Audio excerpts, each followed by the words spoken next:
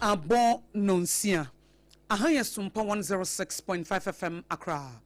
Ghana de Shmaima yemamu nyina chi anopai. Ebron sonsi ye de SOMPA kasebo esommo. Kasebo ifri SOMPA 106.5 FM Accra no. Enam ye headquarters e wokumase. Ekwoba simprimo bema ba anopa nonsia kasebo no no. Your headquarters ye SOMPA 93.1 FM Kumase, Aiko 100.9, Adam Fopo Radio ewo Paris, France, Takwa SOMPA ye 101.1, Techimai SOMPA ye 106.1, Sunyane SOMPA ye 98.9, Enkranza SOMPA Mensonum ye 90.7, Mankasim ye Kingdom 106.1 FM, Decoder Subebia Radio wano ye SOMPA FM. Your Facebook page no like page no share nani yenkwa nakrana. Aya SOMPA 106.5 FM Accra and a YouTube yes SOMPA FM Live. Your website aya www.sompaonline.com. Kanesh Urban Radio so ewo Kaneshi Market and a Doma FM Doma Hinkron so 100.7 awo mwafa. Ekwoba simpri mu bema ba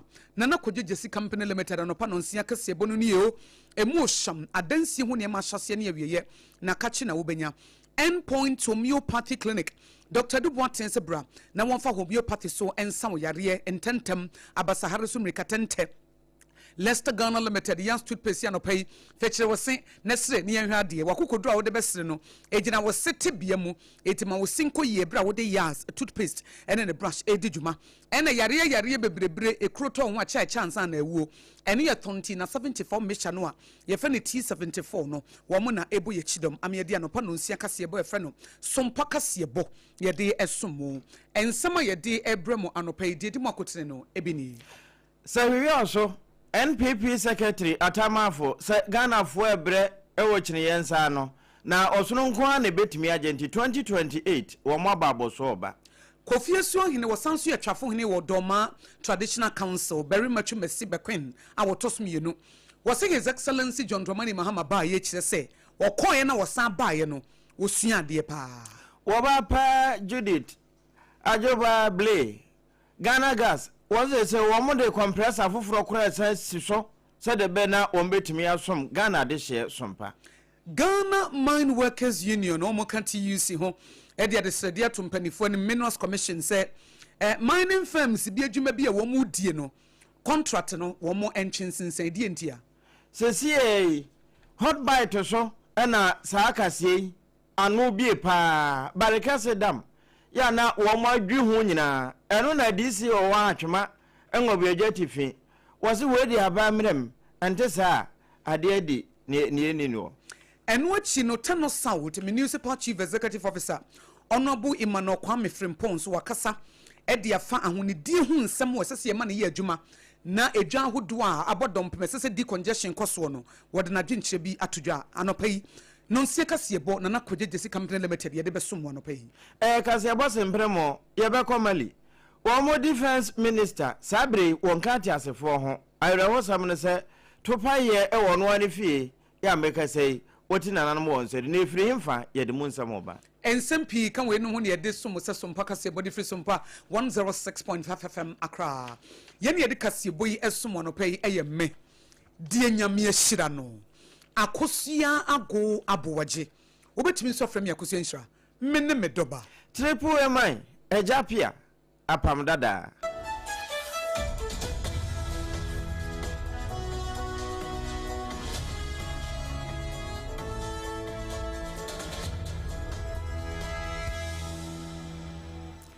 afi abusuaje akonya na kase no ne nkyire mu nyina no pai yemfa ma hyehye yekọ sefi afam ho ne no so ehọ na ye che mantan no yo so afa no ekodi na tifi enti atoya tifi mantan no sefi yo so NPP amanyokuo ya won mo hono titina ne oda wo ma no eyewura atamafo na won mo nhye mudie biase na wo mo nsam a wo mo kyekere ye no wo fro osmafo kwa musu kase SOMPA kase ne de ya hwemu ahunu se baabi a asam no ya no wo haw no wankasa no mo ne ye de fam so aya mpanimfo ne tie sanse ya wo mo pen ne penti no wo mo tie SOMPA na won de ka ne prenye premfa se 2028 se wo hwe policies a wo so no tie konwa so a wo de bamagana fo nyina nya so mfa so ya nya so no manko no wo bo health insurance ewia no wo bo free SHS no mo ne ho ade na ewe no obeche se eduri chine so a wo de ya ahwe obo say ye wo mo a na bibi papa bi firi aba mu ba ekọ wo mo ho enti se de be na ade hye wo atoye tifi wo mo nso benya wo mo chefa no gi wo sono sa boso no nso wo mabo ready papa nkunimdie ne de Ghana for omo probi di tumi nam 2028 nti ye na ese ye nhyehyeye enu nti na ye mpanimfo no hwe form ha ye nkrata omo di finkran aba ye ho adwuma register party members ye registration wi ye ne ye ko polling station akoto so aba ye bibia pepepepepepepe ye de organize ye be ya Ghana for be hu se ye serious because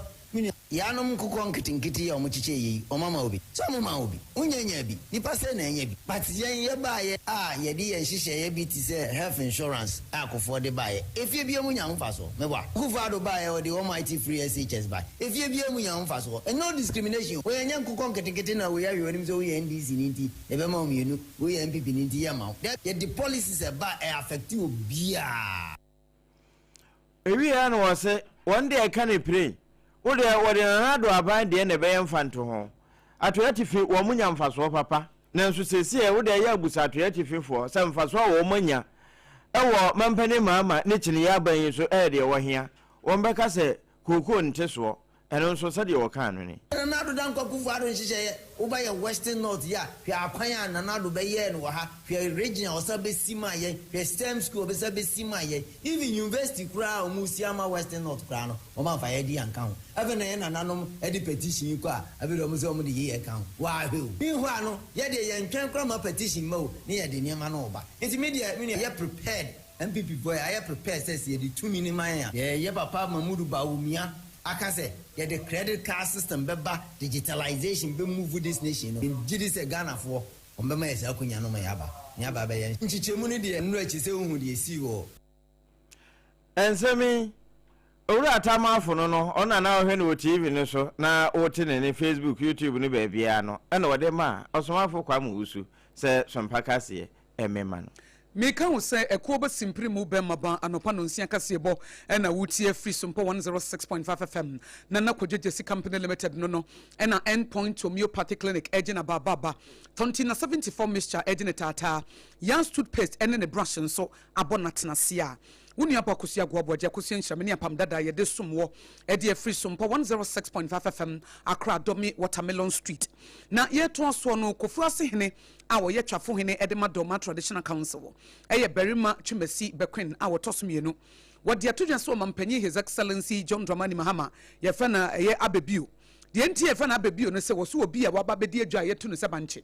na wo koya emfie nwotwe achi Ghana fansa akwato abansa yi no dia Ghana bakosemu no ebinsi da na woba ye nsu se wo hyempum tudwuma hodo a esane wawase wo egu Ghana fo no mu a na kyese woba na nibire so pa ene wo koe no so wakwakusua de na adesua no nso wote ye adwuma etini manyina di ho adanse se abebio ye His Excellency John Dramani Mahama wo ye adwuma pa na adwuma na wo ye no kyese eniema papa yi wo ne mu a wode eboa Ghana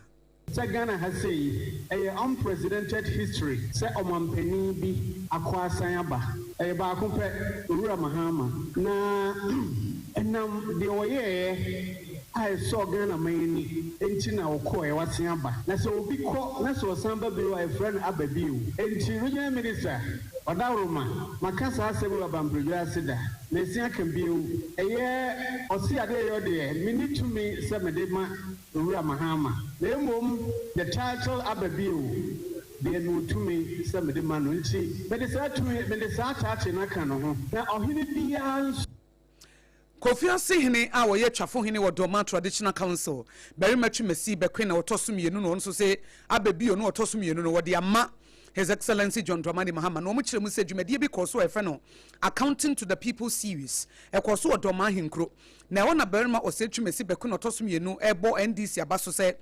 wo hye ne mapapa wo mo ye ne nkontabuo mapa wo mo budi che na nanom ahemfo badwa e wo Doma Central ne mpotamo a na eni so na sa dwumadie regional minister and municipal chief executive officer wo mo na hyehyeye e de boa adehia wo mo Doma ene ne mpotamo Every Sergeant Force, the doctor, but was sending a attacker. Say, so be not away, Jumana, and Jumano Sway, na or Shabba with this one, and to say, NDC aban mpanimfoɔ regional minister ɛne municipal chief executive ɔmo ba ha bɛka saa nsɛm wei kyerɛ yɛn a yɛbɔ ho mpaeɛ a ne sɛ nkwa ne ahoɔden sɛdeɛ ɔmo aka nyina ɔmo bɛyɛ de ihu no wɔ project yi so nneɛma a ɔmo ayɛ ɔmo so ɔmo yɛ nyinaa no ɛne a yɛti ye ɛyɛ Kofi Osuahene a wɔsan so yɛ twafo hene ɛwɔ Doma Traditional Council very much mesi Bequin a wɔtɔ so mmienu ne nsɛnkyerɛni Kwaku Mensa Abrampa Gift FM Doma Hinkro wɔtintim yɛ ɛna wɔde ɛbɛsom yɛ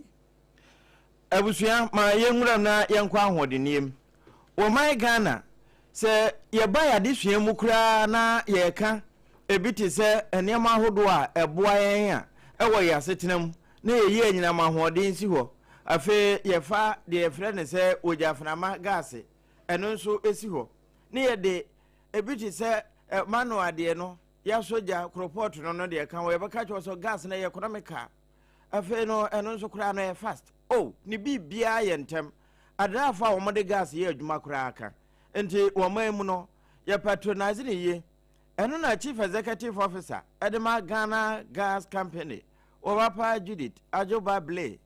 Bra Parliamentary Select Committee ya wonom ena ehwe ahoɔden so no wo mo kokosra wo mo atoabo gas processing plant ho enti nkomobom no wɔkyɛ so sesei wo mo abo wo ho so pa san de compressor afofra san si so sɛ de be ya wo betumi apompe dodo na wo mo asom Ghana de hye sompa. For the critical parts that we use to do the processing, we wish to have one and then an extra one. That is not the case now. Not the case. We are working on it. I think there's an improvement. I'm happy to announce that we just got a commitment authorization to construct the third compressor. Honorable members, I'm sure that you know about our third compressor. We've gone very far with it, and I'm really excited to announce that we just got a commitment of. And the Parliamentary Select Committee no chairman, Ora Emmanuel Kwasibedra, ono kokosra wo mo no, na agya wono nso kyerɛ sɛdeɛ parliament nso wo ma adwene wo ho asiafa na no wo san bo aba so wadwuma pa wo no mayo. We're told that even when they had a system shutdown, it took local engineers here to re-engineer before the CPU that was spoiled came. Clearly, it shows that we have the men and the women who can really work on anything that has to do with the Ghana Gas. That alone gives me much pleasure and encouragement that there is nothing Ghana Gas cannot do. And therefore, the... engineer Obi Kenzo. One year chief executive officer Edema Volta River Authority. One also chere the woman so anwina to ho. And as we said, our sector minister have given us the go ahead to have 3 power plants. One will be in Tema, one will be in Kubas, and the third one will be in Kubu. The hope that there will be the new power gas pipeline constructed from the west to Greater Accra, where we use our gas. In total, we are talking somewhere at 1,000 megawatts. So that those machines are operating. We are hopeful that we'll get the full combined cycle by the end of 2020. The simple cycle by the end of 2027. And Komoyina no, Bra Parliamentary Select Committee on Energy. Ayura Emmanuel Kwasibedra dano no. Wamukosra atoabo gas plant for ena ekoko piho.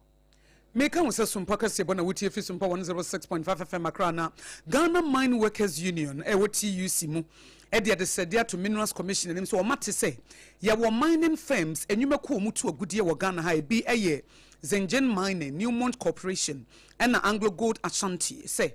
yemu omudwumadi omudi dwuma na ye fra bibi owner contract wo mu mfiri so no wo mu nkɔ de friend no contract mining no na empanifo mu ye adwuma wo ho ye Ghana Mine Workers Union say basa na se wo ye adwuma eye din pa na sansem wo mu kan say sa local content no ye pese ma ho kwa Ghana nwuma ba mu no wo mu de beba mu die na nso nko wi ase no na wo ye adwuma e wo some mining companies ahodo no a na de fa no job security no woni bi e se bere bi e betimi ayi wadi anytime e bere bi a see wo si ne bu ofuo no wo betimi kura ayi wadi enam saa de na ewo mu no eti saa ne ma no wo mu kirem se sempanifo ahwe yi a e betimi ahagye ne panti saa owner contract na eye esen saa contract foforo no a wo mo so wo mo e de ba na sei na wo mo de wo mo nsem etudwa. In the early 80s, through the Bretton Woods institutions, there was a return of what we call the structural adjustment program in the early 80s. And that essentially was to inject foreign direct investment into the industry. What that essentially meant was that the industry was dominated by foreign investment. In other words, foreign multinational businesses. And that sharp change led to some astronomical increase in productivity. There was enhancement or improvement. Wɔtrɔfo panyi di ma Ghana Mine Workers Union Owura Abdul Mumin Gban na kasa no say saa local contractors na mo se yemfa wo nka ho no wo mo kro mu ni wo mo hu ni dada wo mo kro na mine no wo mutimo no e de na wo mutua mo mine taxes bi okro mu ntua enti no yase yemfa wo nguram ti se de wo mo bewuram na wo ma be bibi de aboa abrofo no kro wo ho no wo mo no dwuna adwumayefo ho ese Ghana fo no a eti saa local content ni ye kan Ghana fo bi ni pa bonefo yes wo mo mewurawura mine na adwuma mu no wo mo kra no wo mine Ghana eto se wo mutua kra bi ntua bebre na ya akromfo wo mo didi dwuma basabasa enti enye solution ne se han ye pese mining sector na nkrankra bam na Ghana fo no mo bam na adwen papa be ne wo mutirim abrofo yi krampo no wo mo dwene Ghana fo no ho tememfo ho esen Ghana fo nti we ni nsam a opanyin de atodwa se Minerals Commission no wo mo nsanyene ne yie se de be ye betimi aboa ama ne ma akoyi eno ya gudi a obo ade de adom yen ebi nsu ye nsuo na ene se ye nsuo nyina no abusua kai hu no se nipa yasetena mu ne ye bufa so kwabai ba bia de etiri beto e ka ho bi pa nanso enemo bi so nti obehunu hwan a eye ekuo ba simpre mu be maba a woton adansie ho niema woseme mu asonte se bra na beje nadoa hodo plywood building wire cement iron rods and roofing sheets ahodo na obedi adansie se ekoyi ankasa general building materials ye de chassis ekowie na nakodwe jesi company limited nie na no central steel for so ye bed distributor wokoto niema ye ne de aguka mu ne de akwama o free eno achi ye free consultation ye tuufo a wuntua kapre ene dama eti ye nyina ye nsore wakai na ye nsom yie akra ne kuma se ye ni ho agrokra eti no ansa wo be frɛ 02043554040 02043554040 Ghana fo amwa mo ne amopese musimu dan na mo chance wie no na kodwogesi company limited nie ko ba simpre mu nie mo magye futuo ko efa so si dan fi so no de dan a wasisi wo Ghana ha na bro wo ha eti wonso bra na wo mo a na si wudie na etimi aboa na kodwogesi company limited yete ne so ane asore na no pa wo bechichi wo sia eya hye no so se yan toothpaste ene ne brush no ene wo hia de enti a wontimi fa kokodron city sa akosua aboagye a wote se wo sere kra na ye wo hi nanso se de ruchi mu tan wo nya ne ne enya ne kira ne se wo se nye na nka wo se efa enka se wo be siri se bible se sere kra no eti se aduro etu betimi asiri ye ejeja wo ho a na wo de yan toothpaste ene ne brush no ene na wo de eye adwuma na ye wo yans whitening wo ho ye wo gel ye wo hair bands wo ho ye wo total care wo ho ni nyina eye wo se kama eti wotimi siri wa kokodrum jeja wo ho eti de bia che se wa ye young wo nyini da enkrofo hu am ji se da bra wo 30s nso he wo kɔ wani papa adentia wo se efe wo sere eti me so mempese wo be fa yans toothpaste ene ne brush etwetwe wo se na wasere jeja wo ho sa wo pedudu atuna wo nkran a eye 0501619588 eye 0501619588 ena kumasi ye 0501390338 0501390338 endpoint homeopathy clinic Dr. Duboatin say yare ma nipa ye mobo yare ma wotamfo nyaw nanso sa wo ba endpoint a ye befa homeopathy so ne asa wo yare wo fa baabi na adwodwo sa wo maami anasa papa bi wo nia bi na wonye stroke abra ye mfa no nto baabi na ye mpa nurse bi ne wonyina ne ho no wonhye no a no wonfa no mfa physiotherapy ne massage mu kwapem se ne ho beto no enna wo ye obi nso prostate e your problem abra na se se kra de wo twa free scan e de ama ema ene mema oba akɔhye wo diem Bema ko show prostate mu as part of the corporate social responsibility and a watch scan for free. Endpoint homeopathic clinic ni ayaresabia papa ni se wo kumasia kronoma bohia and na shall signboard spinters ekwana so and also was spinters wo mu eginam enti bray na endpoint homeopathic clinic yemfa homeopathy no a alternative medicine na edanso no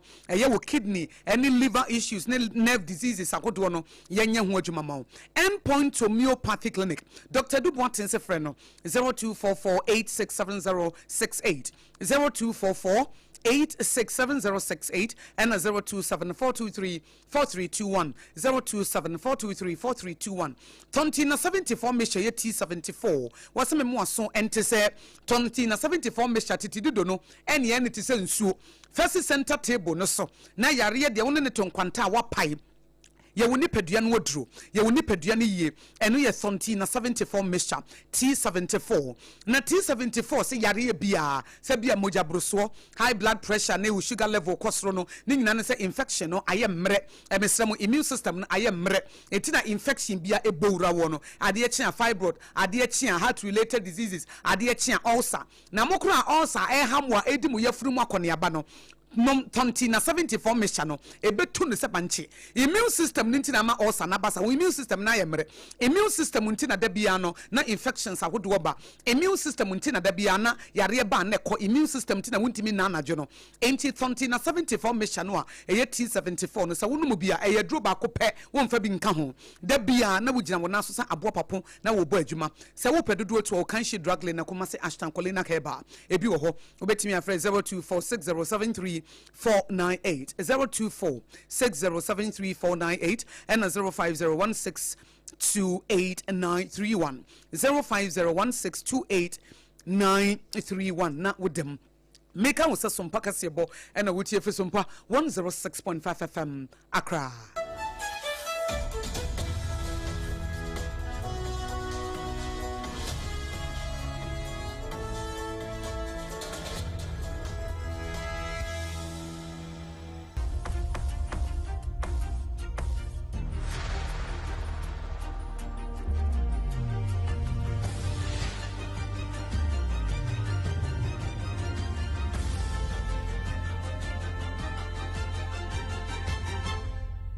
TV Emma Akatuapa. Okra Emma Akatuapa pampa yede mo asemu se mo asanso atwen yen yento akase ye no so na yenko atwema ngobo edwatifi eho barekase dam no eda ho a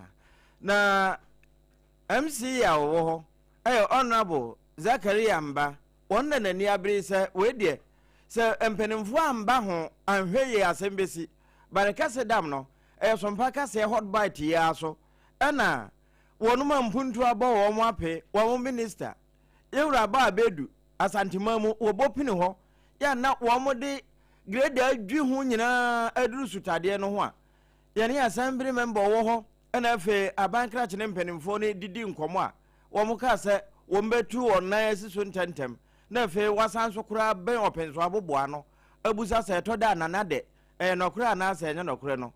ni nyina ya barekase sutade no kwaye anananu mu jato ho sade be na nso no betena ho acha sesei adonyefo bi ate asiso na wo mudi ne fomfa yase ebi mokura de we decide e bonso na no ya no nso broni be say dangerous esanse sanso na ene ye no ama santema nyina enye binom na honorable Zakaria bra wone ba abedu edi nkomo se wono ana sase mo kobie so ene anamo a wo matuni no de wo se yeni Osha yensuo we aye Barakasi Dam ene Owabe Dam and supply Asante region with potable water 80%. A supply the whole Asante region. Say the mababe hun me fro mu na me tax assembly task force. No ma bawra no ma invite you bibia to the assembly. Say there yes so you be lazy up with Ghana water na national security. E na ya tenase near Harvard dialogue near he ne pomu sibre. Say the omuntimi encroach the total forest na akan na yebepe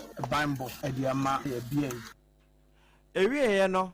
achiase nketia moaman kokobin letra area assembly member small honorable side aya wono nso anamo a wono matuo no na empanimfo de ye de ahye nensa de odito ba bedu animu ni Sinisi kan no em say if the specific favor force may be apply nti sinisi aba be hu de nse any info DC ne penifo asefata say eno ntina sin na say DC kan no after this there's going to be a dialogue serious one I will make sure say one na oben so ni nyana na betina se ye kan me ni menso na wan tia ye sefata say etu bia no ana mo ne de na me nti bitu ana mo no e make sure say we protect water body na de ha no we say anya ne sa na obi aba na so le say be kan say kwa na say obi mi say hwi ni ho e mu na na mo ntu e dia ya be wi die na ni ni ene nkwani the nation e say tu bia e bo so na oban de ye mba na e we ye hot bite so de na no bi ye bi so a na grader na afi wo mo de motokan etwen brogo kɔ ho a ye di ho nkomo no eno na eni gina bia bosumi ye mu empanimfo anso atu ho na mo akɔ hwese de ete ya mo ama yifu no wo mo ka ho a DC ene assembly members wo mo ne ba bedu ekasai SOMPA kasiebo get results eno no na Ebeneza owusu ansa a wono so ye nsentro ne dia babadan ye se Abankra Chipanyu Watano South Municipality Honorable Emmanuel Kwame Frimpong wono nso wadi dwumadie bi na dwumadie wodi ye ne se wokeka omanfo bomu emomu koye nsiesie e wotachi my market na babia ma ne bi edidwa ensa fatama efini ade yi wo nyina afiri ho na se di conjunction bi ye adwuma ana cars ahodo apake wo nchen nyina nso ye yini nyina afiri ho na ode ade se de atudwa se wo hwese de na edwane mu asia ye fi na ne yema nyina ye bisi basa no a eye pa se ma ne be hye no nso se de omudi omu fie ni no edwom ho nso wo mu ni asotwe edima obibia sanitation bi eba omagi elese edmede akọrọ na cancer education say na man for kasa no hu hia say place eba na eba bebua abe kwaso bibuma anase eba be communal labor edima bi timi de ho abegini bi na timi aboa ama ayi ahunidi e yeto na timi de akoso eyi se nene bi ene se mpese de bi ya ebe mra ebe edma so ma ni party na ho ase na ni pe hu hia se so obeka ho na de ye bi timi koso na ya Eni yeti ye Municipal Chief Executive Officer Watano South Municipality Honorable Emmanuel Kwame Frimpong eno no wiye eno Ura James Oware wono so Municipal Environment Health Officer nes wo sham oba de bobrem ye nsa ase ne bibia fi afiri ho na honidi ayadwuma ono so de to dwa say ye wo bylaws ahodo assembly ne di adwuma eno asase ye hye ne kete na obia edi so pepepe Ebi a ni ya nipa de fa no engine and say you buy you say part of the engine e wo from chair and maybe e kan ba ha no and say nipa de no e wo fi no say me da you campaign you pa na say information code 2 now so nya no bet any bad omo ma la omo to mu e go ba no e ya de bia o ti amra o fe ni sa enti obi eni ne hunni se de be ye fi eto ne basa na ye bejaye na hunidi ho nsem e be ye adwuma we ye futuo Owura James Oware we Municipal Environment Health Officer wono ene kasa ye tachiman e ma ye nsentro ni Ebeneza owusu ansa etintim e de besom ye abusuama yenko wie kase no amano ne ye ko malimamu ho na sesi ye esra adom ene edi so enam saya so e ma General Asimi Goita wono ene edi wono mo so amaya hodo ananka kane womo na ebo titiru ti sababi adamfo pa radio France we ebinom kura abo womo so bo se jama womo na pese wotimako edehye womo a edesra asem ebebedi womo aman so ya womo nyina nso na ehye France nsa na nano memne dawire ho sem bi esi wo sansa topa ye bi atoto ya na atuo ka ho ewo Bamako womo ahenkuru no bia na womo defense minister Kamara wotie ama sabre wonde akura woti nananom wonsedo ama ma ne asanfiri weba ne se Asimi Goita de akura no wo moamoa no sa akura mo no apɛ baabi kura de na akɔ hunta sa de beye na ne ho ngunso engunsa na we na wo mo a eye hwehwemu ewo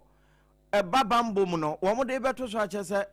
Russia fo na wo mo boa won ewo bambo mu no kura no eba ne sei sa de be ne yemfa bibia nkɔforeforo wo mo no wo mo se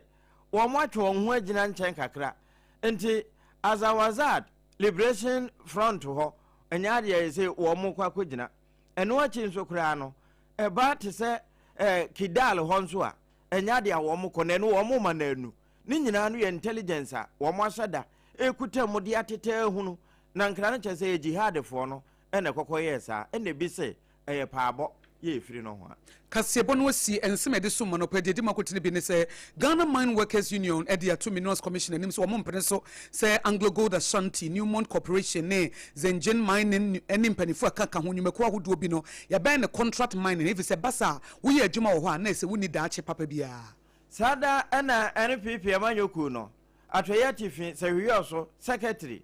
atamafo se wo mo ababoso kyekyerekete de go ahoboa de set wo mbɛgye Ghana 2028 Kofu se hene wono nso ye twafo hene wo Doma Traditional Council Berima Twumasi Bekwe na otosom yenu nso e de atodwa se His Excellency John Dramani Mahama wo de abebio aka ne din mfisi oba ye niema wo ye kyese wo sua ade pa ene wo toto Ghana yi Parliamentary Select Committee on Energy wo mo akwa akosra VRA for ya ato abo gas plant ka ho na wɔn pending say you say wɔn de compressor afoforo esi so na adoma boama enema atumi agina yi a yɛkɔ ɔmali nso ma uhunu sɛ na anɔ memene da topa yɛ to yɛ wɔn defense minister Kamara otina nanom wɔn sɛ do yɛne yɛde kaseɛ boy somo no pɛyi ɛyɛ me die nyame ahyira no akosua ago aboagye wobɛtumi nso afrɛ me akosua nhyira me ne me dɔba triple A man ABOAGYE apam dada kaseɛ boy ɛfiri SOMPA 106.5 FM Accra no ɛfa yɛ headquarters ɛwɔ Kumasi SOMPA 93.1 FM ne yɛ affiliate radio stations ahodoɔ Adoma FM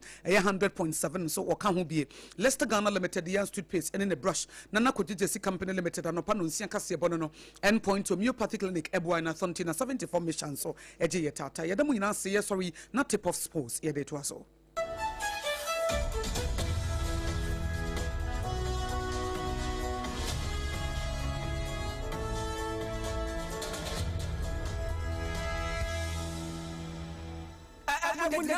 Menya foreign call. Hello. Hello, Papa. What about to be a new? Say me feel London, Echo US. Eh, I no crowd who could cry from me, Mama. Na Papa mo what to say.